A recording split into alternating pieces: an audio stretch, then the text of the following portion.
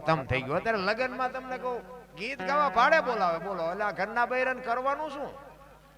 રાંધવા વાળા બીજા બોલાવાના, ગીત ગાવા બેનું તો લગન પતી જાય ત્યાં સુધી ઘરની બેનું તો નકરી પટિયા પાડવામાંથી જ ઊંચી ન આવે. એટલે હવે તો લગન પતી ગયા, હવે તો એઠા બેહો ઘડીએ ઘડીએ કપડા બદલાવશે, ઘરણા બદલાવશે ને પાવડર ને લાલી ને લપડા આમથી આમ ને આમથી આમ. પણ હવે તો બધા ઘર ભેગા થઈ ગયા, હવે તો બુકો.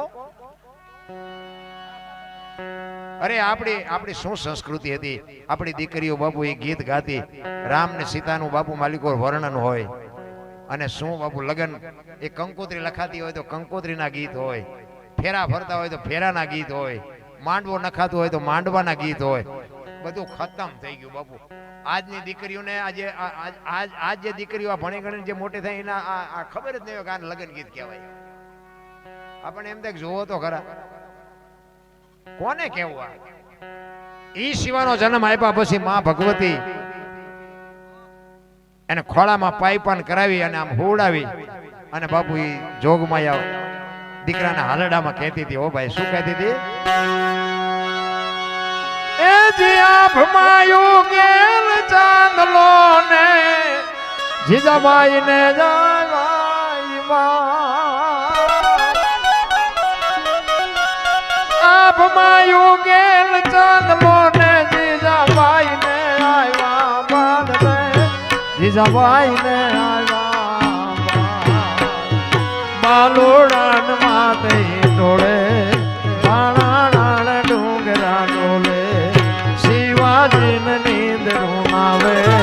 માતા જીજાબાઈ ઝુલાવે.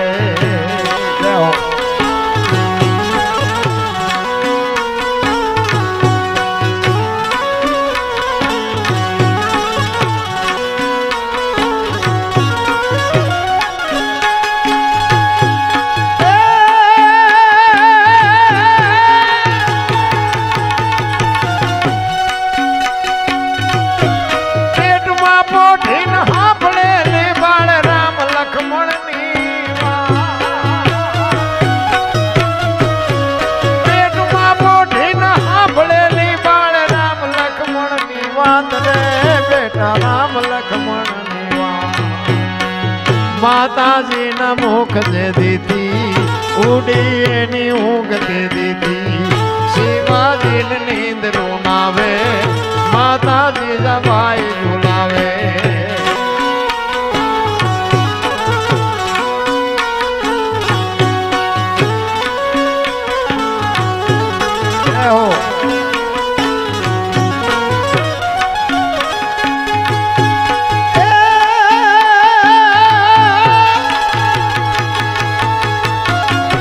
ભગવતી જીજાબાઈ ખોળામાં શિવાને લઈ અને પૈપાન કરાવે અને પૈપાન કરાવતા કરાવતા બાપુ એ જનેતા દીકરાને કહે છે, દીકરો તો એક ફૂલડા જેવો છે, એને કાંઈ ખબર નથી, પણ બાપુ એ દીકરા ઉપર પ્રભાવ પડે. જો માં હારી વાતો કરે ને તો એનો પ્રભાવ ચોક્કસ પડે. એ લખવું હોય તો લખી લેજો. ઈ એના દીકરાને કહે છે કે બેટા તારે આજ જેટલું ધાવવું એટલું ધાવી લેજે હો, કાલ રણ મેદાનની માઇલ પાર કદાચ ખાવા મુઠ્ઠી ધાનની વેળા નહીં હોય. તેથી દુશ્મન ને બાપુ મારો મારો કાપો કાપો થતું હશે, તેથી કોઈ તને બટકું રોટલો નહીં આપે. એટલે માં કે છે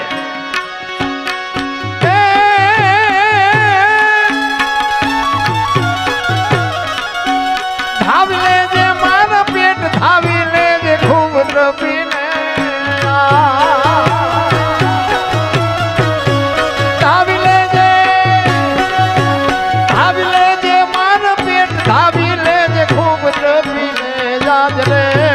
ખૂબ દ્રપીને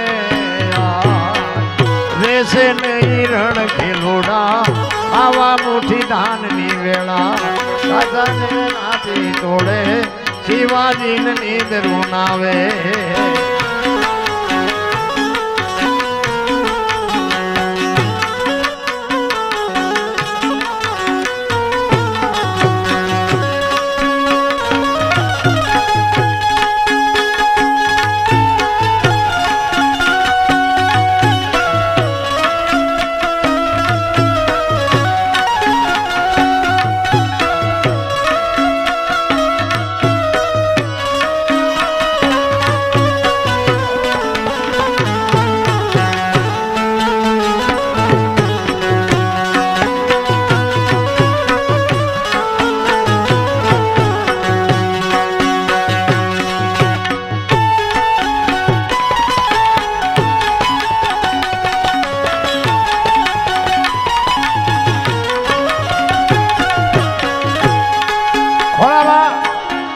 માં પૈપાન કરાવતી કરાવતી બાપુ શિવો ઊંઘી ગયો અને ઊંઘી ગયો ને ઊંઘી ગયા પછી માં કહે છે શિવાને શું કહે છે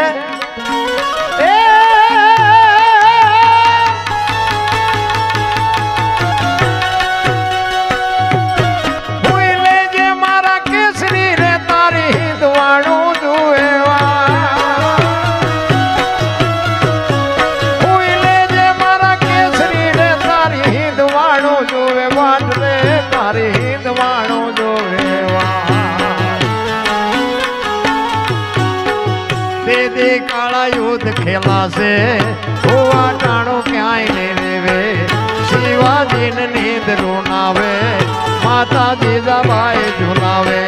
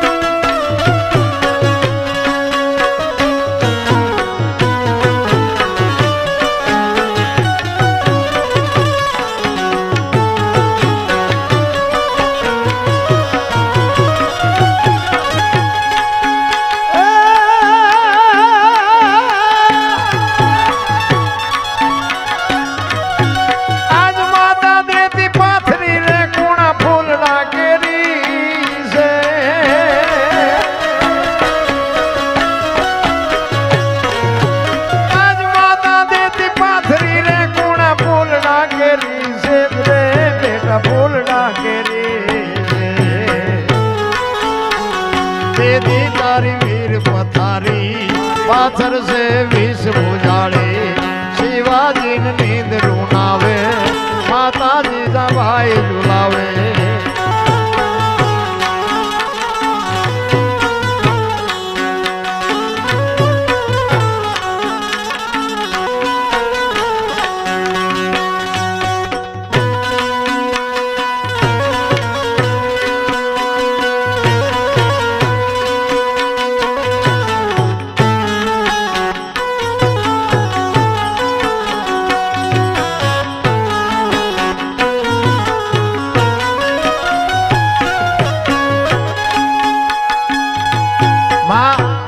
દીકરાને કહે છે નાનો દીકરો હોય ને બાપુ ફોરડા જેવો દીકરો હોય એટલે માં એને ચૂમિયો લે આમ આમ ગાલે બચ્યું ભરે અને ચૂમિયો લેતી લેતી માં એમ કહે છે એના દીકરાને બેટા આજ હું તને ચૂમિયો લઉં છું ને આ તારો રૂપાળો દેહ જોઈ તું મારો દીકરો છો પણ આ જેદી 20 વર્ષનો 25 વર્ષનો 30 વર્ષનો થાય છે ને તેથી દુશ્મનની તારા મોઢા સામું બંદૂકો મંડા છે તેથી ચૂમિયું લેવા વાળું કોઈ નહીં હોય બાપુ શું જનેતાની ભલામણી છે ભલામણા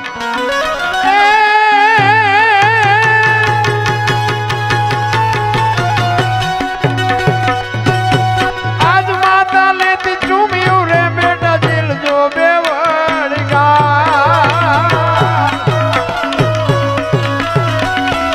આજ માતા લેતી ચૂમિયું રે બેટા દિલ જો બેવડગાલ રે બેટા દિલ જો બેવડગા તેદી તારા મોઢડા માથે ધોવાધાર ટોપ મંડાશે શિવાજી નીંદ રૂનાવે માતા જીજા ભાઈ ઝુલાવે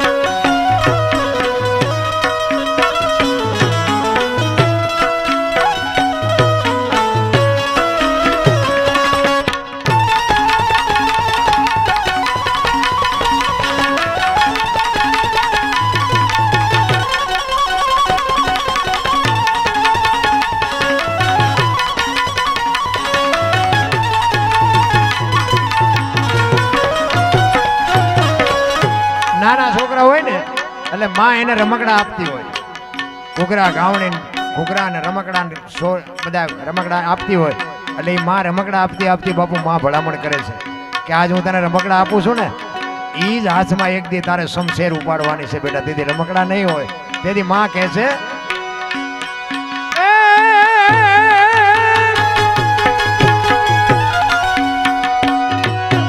ઘૂઘરા ઘાવણી પોપટ લાકડી ફેરવી લેજો, ઘૂઘરા ઘાવણી ઘૂઘરા ઘાવણી ઘૂઘરા ઘાવણી પોપટ લાકડી ફેરવી લેજો, યાદ રે બેટા ફેરવી લેજો, દેવી તારા હાથ રેવાની રાતી પાંભોળ ભવાની, શિવાજીને નીંદ રૂનાવે માતાજી દબાઈ ઝુલાવે.